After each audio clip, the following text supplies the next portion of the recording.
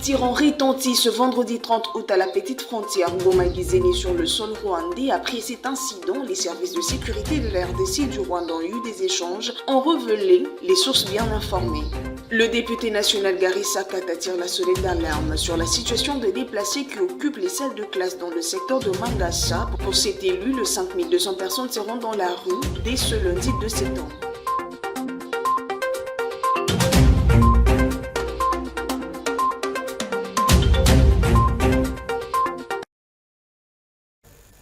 Encore un rendez-vous respecté, madame, messieurs, bonsoir et bienvenue à cette grande édition. Parlons actualité en images et en bref, l'échange de tirs reprend encore à la petite barrière Goma-Gizeni ce vendredi 30 août 2024. Cette fois-ci sur le sol rwandais, selon un habitant contacté, d'autres coups de feu retentissent déjà. Des sources bien informées relèvent que le service de sécurité de la République démocratique du Congo et ceux du Rwanda ont eu des échanges après cet incident à la frontière. Et puis, gardons la page sécuritaire. L'armée congolaise et d'autres armées de pays de l'Afrique centrale ont de nouveaux officiers diplômés d'état-major. Ces militaires ont obtenu leur diplôme après une formation à l'école de commandement et d'état-major de Kinshasa. Une cérémonie présidée par le vice-ministre à la Défense le jeudi dans l'amphithéâtre Mobutu Sese Seko du centre au centre supérieur militaire. Patrick Isso.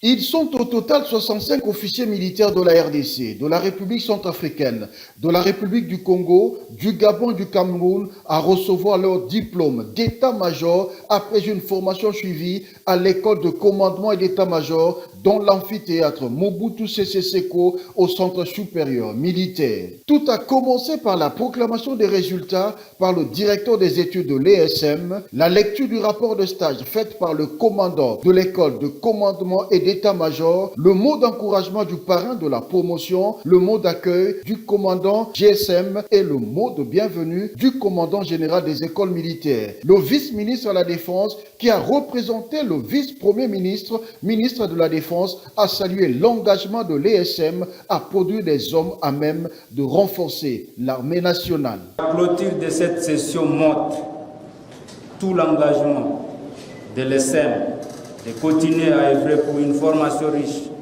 et de qualité, contribuant ainsi au renforcement de notre potentiel humain dans les domaines de la défense et de la sécurité.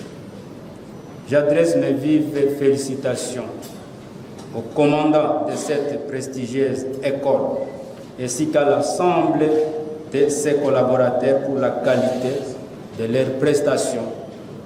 Je déclare au nom de son Excellence, Monsieur le Vice-Premier ministre, ministre de la Défense nationale et des anciens combattants, close la 35e session et ouverte la 36e session. Représentant le chef d'état-major général, le lieutenant-général Léon Richard Kassonga, chef d'état-major général adjoint en charge de l'administration et logistique, a exprimé au nom de FARDC toute sa gratitude au commandant suprême des forces armées de la RDC pour le soutien particulier à la formation des militaires. Des cadeaux ont été remis aux récipiendaires avant la séance photo qui a sanctionné cette cérémonie. Parlons de cette audience reçue par le président de la République, Félix-Antoine Tshisekedi Tshilombo, le directeur général de l'Organisation mondiale de la santé, annonce l'arrivée imminente des vaccins pour lutter contre le monkeypox en République démocratique du Congo. C'était le jeudi 29 août 2024 à la Cité de l'Union africaine. Regardez. Conduit par les ministres de la Santé publique, Hygiène et Prévoyance sociale, le patron de l'Organisation mondiale de la santé est allé présenter les civilités au chef de l'État, mais aussi lui faire part du soutien des organisations internationales pour accompagner la République démocratique du Congo dans toutes les urgences qu'elle rencontre. Le numéro 1 de l'OMS a confirmé l'arrivée en République démocratique du Congo dans les jours à venir des vaccins contre les Mpox. J'ai rassuré le président de la République, je vais faire en sorte que les choses soient beaucoup plus expédientes expéditive et que la livraison des vaccins s'efface le plus tôt possible, a déclaré le docteur Tedros Adhanom. Le directeur général de l'Organisation mondiale de la santé a rassuré que son institution ainsi que d'autres partenaires travaillent ensemble pour soutenir la RDC et aussi les pays qui sont frappés par cette épidémie. Il a par ailleurs salué l'engagement du chef de l'État à éradiquer cette pandémie avec la mobilisation des 10 milliards de dollars pour essayer d'avancer beaucoup plus rapidement. Quel que soit le Covid ou Mpox, une chose est très claire, il faut qu'il y ait un traité des pandémies au plus tard la fin de l'année. Je suis très content que nous soyons en train de travailler sur les processus d'arrêt de cette pandémie, a conclu le patron de l'OMS dans le monde.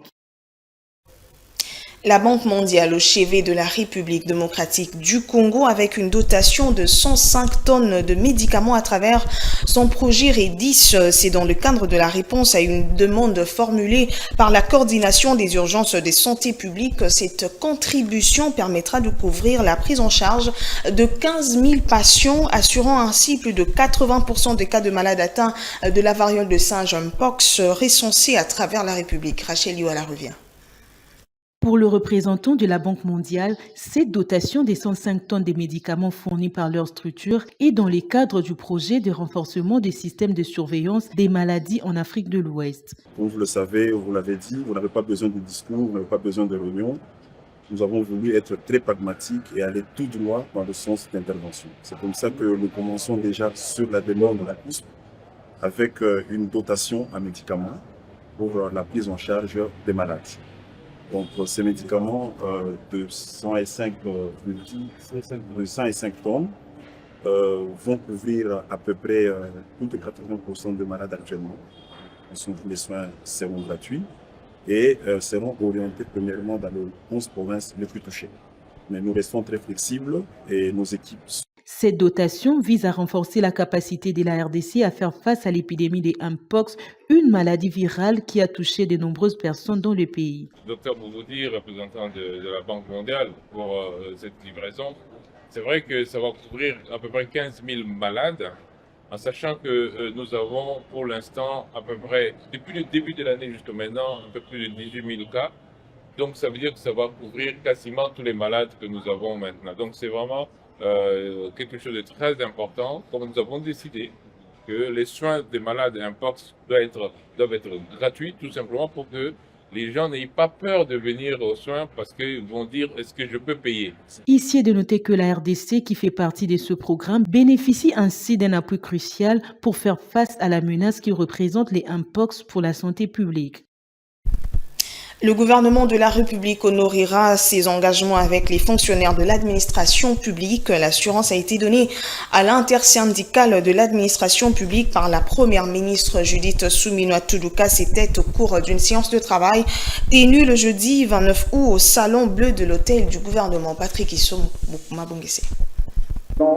La première ministre s'est engagée à apporter des solutions aux problèmes sociaux des agents et fonctionnaires de l'État. Judith Suminwa, qui a échangé avec l'intersyndicale de l'administration publique, a démontré l'importance de celle-ci. Je n'ai pas besoin d'être chef du gouvernement avec une administration absente. On ne peut pas fonctionner rien qu'avec nos cabinets ministériels, n'est-ce pas? Donc il est important de pouvoir faire le travail. Et moi, le peu de temps que j'ai eu à faire, même au ministère du Plan, pour moi, l'administration est un élément important et il faut fonctionner avec elle. Il faut vraiment absolument qu'on vous mette aussi en condition de pouvoir faire le travail. Moi, je m'engage à ce que les choses évoluent. Peut-être que parfois, ça n'évoluera pas comme vous le souhaitez, mais le plus important, c'est que quand ça ne va pas, on puisse se parler et se mettre d'accord sur un certain nombre de choses et continuer. Je sais que vous portez, comme vous l'avez dit vous-même, la charge et la responsabilité de tous les autres fonctionnaires. Et que quand ça ne va pas, avant de taper sur nous, on tape d'abord sur vous. Il faut mobiliser des recettes pour soulager les difficultés que rencontre l'administration, a fait savoir la première ministre, avant de proposer la tenue de la commission paritaire cadre d'échange entre le gouvernement et l'intersyndicale. On va pousser au niveau des finances, du budget des finances pour qu'on puisse au moins commencer à payer ça. Parce que quand même, 58 mois, c'est beaucoup. Donc on va se battre. Moi, je vais me battre avec vous pour qu'on puisse résoudre ça. Et je pense qu'on pourra déjà, au niveau de la prochaine commission paritaire, sortir de là avec le minimum de ce que vous sollicitez. Le vice-premier ministre en charge de la fonction publique, Jean-Pierre Liaou, convie à ces échanges à louer l'initiative d'un dialogue. Cela permettra, a-t-il dit, de trouver des solutions adéquates. Le président de l'intersyndicale, Fidel Kiyangi, a exprimé son satisfecit sur la détermination de la première ministre à apporter des solutions aux problèmes des fonctionnaires et agents de l'État. Supprimée en juin 2023, la prime de plus-value sera restaurée à un taux significativement amélioré des assurances fermes du ministre des Finances Doudou Fwamba au Bon syndical des régies financières. Suivez les explications de Willy Moutia, président de l'intersyndicale des régies financières. Regardez. Mais nous sommes des syndicalistes. Nous sommes venus féliciter le ministre pour sa nomination puisque c'est le premier contact que nous avons eu avec lui. Et en plus de félicitations, nous devions le remercier parce que il a déjà donné un ton par rapport à sa prestation. Et nous nous sommes réunis avec lui aujourd'hui pour présenter quelques petits soucis que nous avions avant que nous ne présentions le cahier des charges qui va déterminer notre parcours avec ces prestations. Le premier souci d'emblée à la volée était l'arrêté que nous souffrions depuis tout ce temps, l'arrêté de la plus-value. Et le ministre s'est impliqué déjà parce qu'il en a déjà parlé. Et le deuxième souci était la prime spécifique de toutes les régies. Là-dessus, nous allons préparer un cahier de charges pour que chaque régie présente ses préoccupations. Et aussi, nous avons parlé de paiement à temps de la rétrocession. Là aussi, nous avons retenu qu'il était mieux, effectivement, qu'on ait des ministres comme lui, des fils maison, qui connaissent les problèmes. Parce que là, nous sommes déjà en parcours pour éponger toutes les arriérés que nous avions. Je peux vous rassurer qu'il est important qu'on ait des fils maison à ces rangs-là, des ministres. Parce que il connaît d'abord la maison, il connaît les régies, il connaît les problèmes. Et avec tout ça, ça nous a facilité les dialogues. Ça vraiment nous a facilité les dialogues. Et là, je peux vous rassurer que nous partons avec un sentiment de satisfaction. Et je suis certain que nous allons l'accompagner dans sa mission pour le reste du temps. Propos recueillis par Rachel Adassa-Liwala. Changeant de chapitre, le ministre de la Communication et Médias estime que l'élection Miss Univers constitue une opportunité de vendre l'image de la République démocratique du Congo à travers le monde. Patrick Mouyaya a qualifié cette organisation d'une expression magistrale d'un nouveau narratif. C'était lors de la cérémonie de la finale de ce programme culturel le jeudi 29 août à Pullman Hotel. Regardez. Féru des initiatives qui contribuent au rayonnement de la RDC à l'échelle internationale, le ministre de la Communication et Médias n'hésite pas un seul instant à y répondre, présent lorsqu'une invitation lui est adressée. Patrick Mouyaya de ce fait prit part à l'élection Miss Univers RDC, une expression magistrale d'un nouveau narratif qui met en exergue les ambassadrices de la RDC. Pour le ministre de la Communication et Médias, l'événement est une occasion de déconstruire l'image de la RDC que certains en parlent sous le prisme de la violence. L'expression changement de narratif est justement née à Goma, parce que lorsque vous allez dans le Nord Kivu, vous regardez toutes les merveilles qu'il y a là-bas, les dynamismes et les jeunes, des hommes d'affaires, vous vous dites que cette partie du pays mérite d'être racontée dans ce qu'elle est véritablement.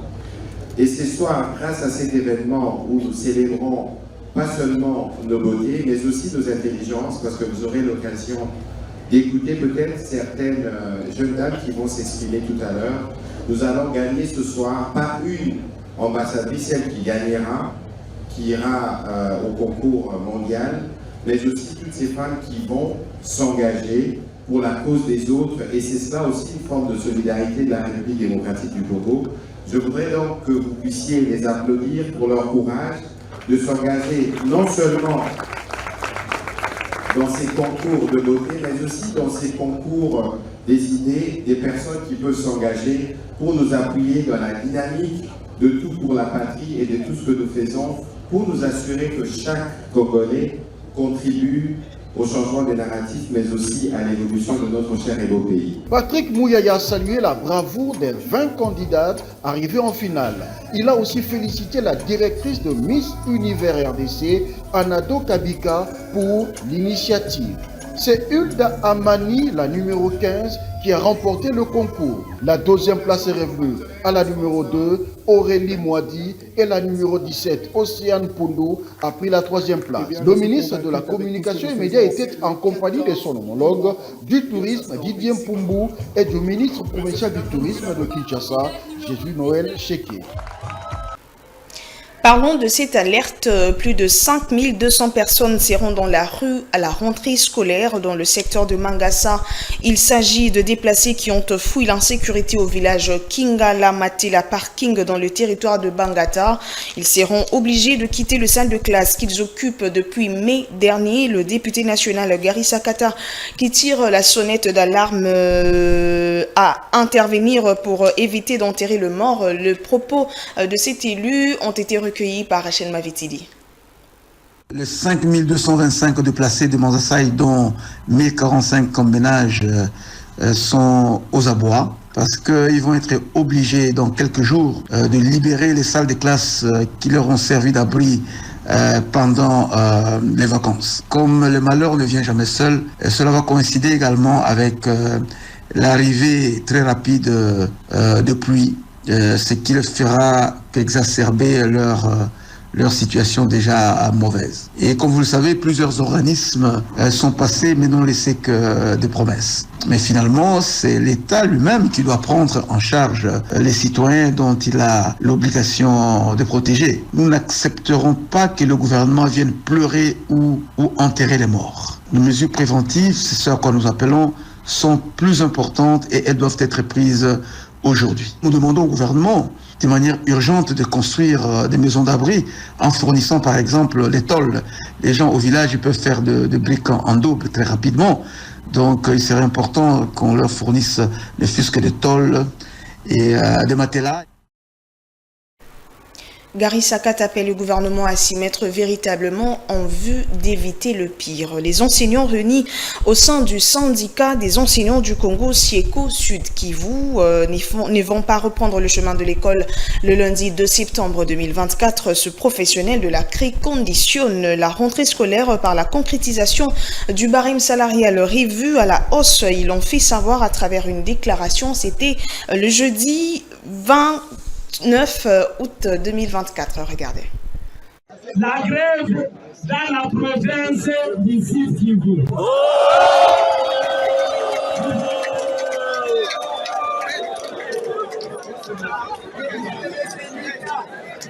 Nous allons alors demander au rapporteur de lire les rapporteurs de cette synergie d'aujourd'hui, de lire le communiqué final. Déclaration syndicale. La synergie des syndicats des enseignants du Sud Kivu, SINECAT, SINEP et SIECO s'est réunie ce jeudi 29 août 2024 à l'EP Matendo afin de suivre la restitution des conclusions des assises de la commission paritaire élie récemment à Bibra à Kinshasa. Après restitution, les enseignants ont pris la décision suivante. Primo, s'agissant de la carrière, les enseignants du site Kivu soutiennent la mise en place de la commission interministérielle portant mise en œuvre de la recommandation du président de la République à l'issue de la 6e réunion du Conseil des ministres. Secondo, pour les volets retraite, les enseignants soutiennent les engagements du gouvernement notamment, appuyer l'héritage des enseignants de 2021-2022, dont l'effectif est estimé à 3700. payer les allocations de frais de carrière de 1342 enseignants retraités depuis 1984. Examiner tous les contentieux liés au processus de mise à la retraite des enseignants. Harmoniser les vies avec la CENSAP au sujet de la gestion des enseignants retraités en prenant en charge leurs avantages sociaux. Accélérer l'identification des enseignants retraités. Plusieurs personnes à mobilité réduite rêvent de pratiquer le sport au haut niveau. C'est le cas de Dani Bachoka qui vit à Goma. Dans les camps des déplacés internes, son handicap ne l'empêche pas de rêver. Jouer dans une grande équipe de parabasket, il attend son heure avec détermination et courage. Patrick Risso. Il s'accroche à son rêve. Dani Bachoka est une personne à mobilité réduite. Lui, comme d'autres personnes de sa catégorie, rêve de devenir un grand athlète. J'ai un rêve. J'ai la foi qu'un jour, il se réalisera. J'aimerais devenir un grand joueur de notre pays. Il n'est pas né avec cette infirmité. Son handicap est arrivé lorsqu'il a contracté la poliomyélite. C'était à l'âge de 5 ans. Je ne suis pas né handicapé. Je suis né comme tout le monde avec un bon état physique. C'est à l'âge de 5 ans que j'ai attrapé la poliomyélite. Ma manière de vivre se diffère des autres personnes vivant avec handicap. Dani Bachoka fournit un effort considérable à rester positif. Son handicap reste l'état d'esprit. C'est ce qui lui permet d'entretenir son rêve qu'il compte bien réaliser, surtout retrouver la paix dans l'Est de la RDC. Le handicap est un état d'esprit. Je n'ai pas jugé bon de m'éloigner des gens. Il m'a fallu plutôt les approcher, les côtoyer et vivre avec eux. Beaucoup de gens veulent voir comment nous jouons au basketball. Et cela nous donne de l'espoir. Cela nous fait comprendre que nous ne vivons pas dans la discrimination. Le jeu que nous pratiquons rassemble beaucoup de gens qui viennent ça et là. On ne peut pas jouer avec quelqu'un s'il n'y a pas la paix entre nous. Là où il y a le sport, il y a la paix. Espérons que ce rêve deviendra une réalité pour Dani Bachoka, car cela permettra à d'autres d'y croire. Actualité en dehors de nos frontières, de dizaines de morts et de disparus et les bilans des inondations dévastatrices au nord du Soudan. Ce coin du territoire soudanais est à nouveau plongé dans le chaos alors que cette catastrophe majeure continue de ravager la région. Et Damaleba nous en dit plus. Déjà meurtrie par un conflit armé, la famine et une récente épidémie de choléra, la population soudanaise fait face à une autre tragédie. Le pays se retrouve aujourd'hui confronté à des pluies inhabituelles qui ont provoqué l'effondrement d'un barrage, compromettant ainsi la gestion des crues et aggravant la situation pour des milliers de Soudanais. Au début, l'eau est montée lentement, puis peu à peu, nous avons vu les maisons et les murs s'effondrer. Dieu merci, nous avons réagi à temps. De chez nous, nous ne pouvions pas voir l'ampleur des dégâts sur tout le village, mais nous avons entendu parler de maisons qui s'effondraient et de certains quartiers complètement détruits. Je me trouve actuellement devant la maison de mon grand-père et je suis venu ici en tant que personne déplacée. C'est la maison où je venais depuis mon enfance et je me souviens de ses moindres détails. Maintenant qu'elle s'est effondrée, je suis bouleversée. Pour éviter de dormir à la belle étoile, les villageois se débrouillent pour trouver des solutions temporaires. Nous travaillons actuellement à la construction d'un abri pour la famille. En utilisant des matériaux issus des maisons effondrées, tels que des tuyaux ou des débris de toiture. Nous utiliserons cet abri jusqu'à ce que les secours arrivent, si Dieu le veut. Les inondations et les fortes pluies de ce mois-ci au Soudan ont affecté plus de 317 000 personnes, dont 118 000 ont été déplacées. Ces chiffres viennent s'ajouter à l'une des pires crises de déplacement au monde, conséquence de la guerre qui ravage le pays. Et pour ceux qui nous ont pris en cours de diffusion, voici pour vous l'essentiel à retenir. Des tirs ont retenti ce vendredi 30 août à la petite frontière Ngoma-Gizeni sur le sol rwandais. Après cet incident, les services de sécurité de la RDC du Rwanda ont eu des échanges, ont révélé les sources bien informées. Le député national Gary Sakat attire la sonnette d'alarme sur la situation des déplacés qui occupent les salles de classe dans le secteur de Mangasa. Pour cet élu, le 5200 personnes seront dans la rue dès ce lundi 2 septembre.